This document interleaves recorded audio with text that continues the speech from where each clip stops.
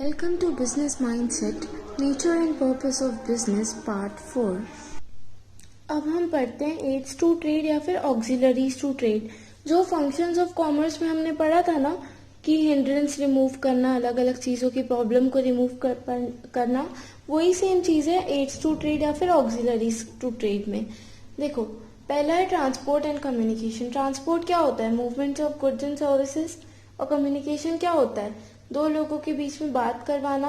For example, कोई दार्जिलिंग का है, कोई असम का है, दोनों को बात करनी है तो दोनों एक दूसरे की जगह पे ना आके फोन पे बात कर लेंगे, तो दोनों कम्युनिकेट कर लेंगे।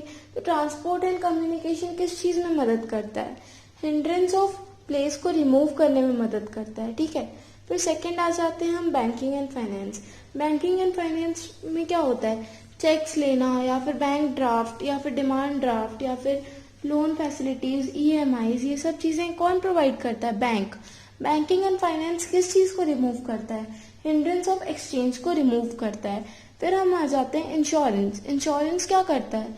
रिस्क कवर करता है। फॉर एग्जाम्पल, मैंने रिस्क ली, मैंने एक्सीडेंटल रिस्क ली है और उसका इंश्योरेंस करवा दिया। फॉर एग्जाम्पल, मेरा ट्रांसपोर्टेशन का काम है और मैंने अपने ट्रक को इंश्योरेंस लिया है। तो क्यों लिया है? ताकि जो मेरी रिस्क है, अगर मेरा ट्रक का एक्सीडेंट हो गया तो उसका अमाउंट कौन पे करेगा? फिर इंश्योरेंस कंपनी। तो इंश्योरेंस क्या करता है? हिंड्रेंस ऑफ रिस्क को रिमूव कर देता है। फिर हम आते हैं वेयर हाउसिंग। वेयर हाउसिंग क्या होता है? एक जगह पे सामान को स्टोर करके रखना। तो जो वेयर हाउसिंग है वो हिंड्रेंस ऑफ टाइम को रिमूव कर देता है। कैसे रिमूव करेगा हिंड्रेंस ऑफ टाइम? देखो क्या होता है, गुड्स आज प्रोड्यूस हुए हैं लेकिन हो सकता है 1 साल बाद कंज्यूम हो। तो आज से लेके कंजम्पशन के टाइम तक का जो गैप है, ये टाइम गैप को जो कवर करने का काम करेगा। तब तक गुड्स कहाँ रहेंगे, वो काम कौन करेगा? वेयर हाउसिंग का। तो वेयर हाउसिंग क्या करता है? हिंड्रेंस ऑफ टाइम को रिमूव करता है या फिर प्रॉब्लम ऑफ टाइम को रिमूव करता है। फिर हम आते हैं एडवर्टाइजिंग। एडवर्टाइजिंग क्या करता है? एडवर्टाइजिंग हिंड्रेंस ऑफ नॉलेज को रिमूव करता है। हिंड्रेंस ऑफ नॉलेज मतलब, फॉर एग्जाम्पल, मार्केट में कोई नया प्रोडक्ट आया है, मुझे पता ही नहीं है कि कोई प्रोडक्ट आया है, कंज्यूमर्स अवेयर ही नहीं है उस प्रोडक्ट के बारे में, तो वो अवेयरनेस या फिर वो नॉलेज कौन प्रोवाइड करेगा? एडवर्टाइजमेंट। तो एडवर्टाइजमेंट क्या करता है? Advertisement helps in removing the hindrance of knowledge. तो अभी हमने एड्स टू ट्रेड में 5 पॉइंट्स पढ़े: transport and communication, banking and finance, insurance, warehousing and advertising. I hope आपको ये 5 क्लियर होंगे। अब हम आते हैं बिजनेस रिस्क में। अब बिजनेस रिस्क क्या होता है? जो भी लॉसेस होते हैं, जो भी लॉस एक बिजनेस फेस करता है अनसर्टेनिटीज की वजह से, या फिर कोई अनएक्सपेक्टेड इवेंट हो जाता है जो कि हमें लॉस, मतलब जिससे हमें लॉस हो जाता है, तो उसे क्या होता है? बिजनेस रिस्क हम बोल देते हैं कि हमारा रिस्क है। हमें रिस्क है कि आज हम अगर कोई बिस्किट प्रोड्यूस कर रहे हैं, कल को कंज्यूमर का टेस्ट बदल गया, तो वो हमारे लिए क्या है? रिस्क है। फॉर एग्जाम्पल, आज हमारा ट्रक है वो कहीं जा रहा है, कल को एक्सीडेंट हो गया, तो वो क्या है? रिस्क है। तो ये जो रिस्क होते हैं बिजनेस से रिलेटेड, उसे हम क्या टर्म दे देते हैं? Business risk. अब नेचर ऑफ बिजनेस रिस्क कैसे होती है, क्या फीचर्स होते हैं रिस्क के, वो पढ़ते हैं। First one is business risk arises due to uncertainties. Business risk क्यों होती है? अनसर्टेनिटीज की वजह से। अब अनसर्टेनिटीज का मतलब होता है कि आप श्योर नहीं हो कि फ्यूचर में क्या होने वाला है। आपको पता नहीं है ना कि फ्यूचर में आप ये चीज एक्सपेक्ट नहीं कर सकते, या ये चीज आप अनुमान नहीं लगा सकते कि फ्यूचर में क्या होने वाला है। फॉर एग्जाम्पल, अगर गवर्नमेंट की पॉलिसी चेंज हो गई कि जो गुड आप प्रोड्यूस कर रहे हो वो नहीं करना है, फ्यूचर में बैन हो जाएगा, तो वो क्या है? अनसर्टेनिटी। आपको नहीं पता है कि गवर्नमेंट क्या बैन कर देगी फ्यूचर में, तो ये क्या है? बिजनेस रिस्क है। फिर सेकेंड है risk is an essential part of every business. हमने क्या पढ़ा था कि बिजनेस का रिवॉर्ड होता है। बिजनेस किस चीज का रिवॉर्ड होता है? रिस्क टेकिंग का। अगर आपको बिजनेस में हो रहा है तो profit is the reward of risk taking. अगर आपने रिस्क लिया है तो उसका रिवॉर्ड क्या होगा? प्रॉफिट होगा। तो बिजनेस में एक बहुत इंपॉर्टेंट पार्ट प्ले करता है रिस्क। अगर आप रिस्क नहीं लोगे तो आप बिजनेस नहीं चला पाओगे। Third one is degree of risk depends upon the nature and size of business. अगर आपका छोटा बिजनेस है, एक छोटी सी शॉप है, तो आपका रिस्क भी कम होगा, बहुत कम चांसेस हैं कि आपको लॉस हो।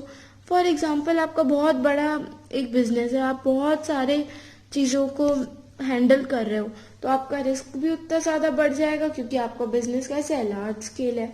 Fourth one is profit is the reward for bearing the risk. यही अभी मैंने बोला था कि अगर आप रिस्क को बेयर कर रहे हो तो उसका आपको रिवॉर्ड जो मिल रहा है उसे हम क्या बोल देते हैं, प्रॉफिट।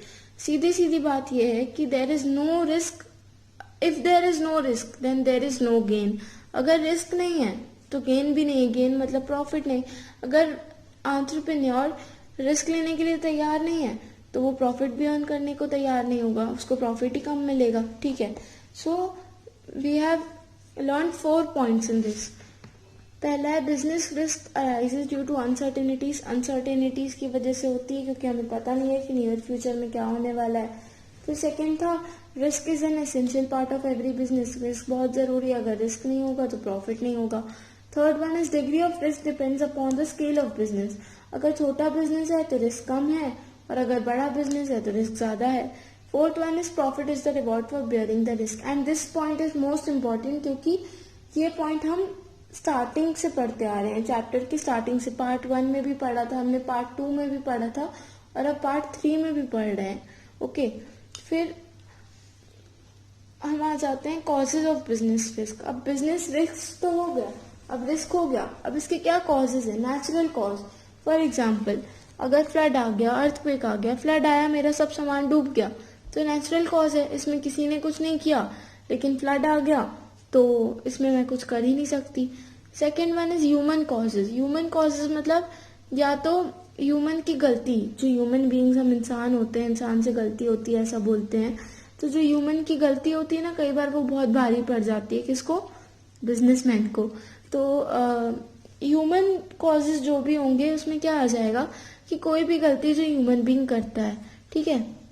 अब क्या करता है, कैसी गलतियां करता है, देखो फॉर एग्जाम्पल एक बिजनेस का एक सीक्रेट है कि हम अगले मंथ एक नया प्रोडक्ट लॉन्च करेंगे। अगर किसी भी एक एम्प्लॉय ने जाके, कोई भी एक वर्कर अगर जाके मेरे कॉम्पिटिटर को बता देगा कि भैया ये वाली कंपनी ये वाला प्रोडक्ट लॉन्च करने वाली है अगले मंथ, तो हो सकता है वो वाली जो कंपनी है वो इसी मंथ वो प्रोडक्ट लॉन्च कर दे, ठीक है। तो ये ह्यूमन कॉज है कि उसने मेरे को धोखा दे दिया तो मैं लॉस में आ गई, ठीक है।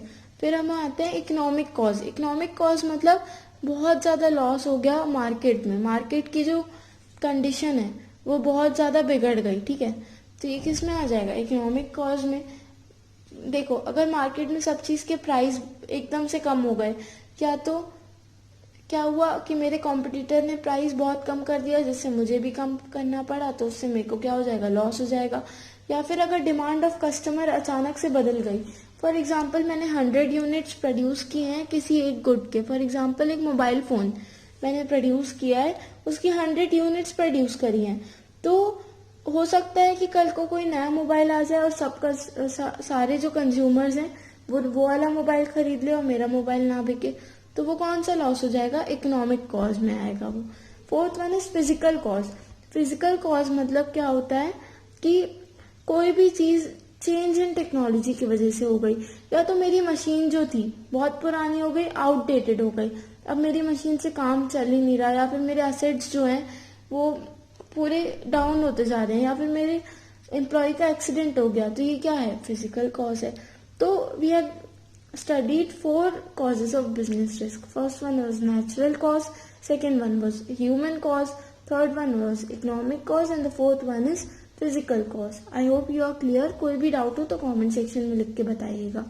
फिर हम आ जाते हैं types of business risk. There are 2 types of business risk. First one is insurable risk and second one is non-insurable risk.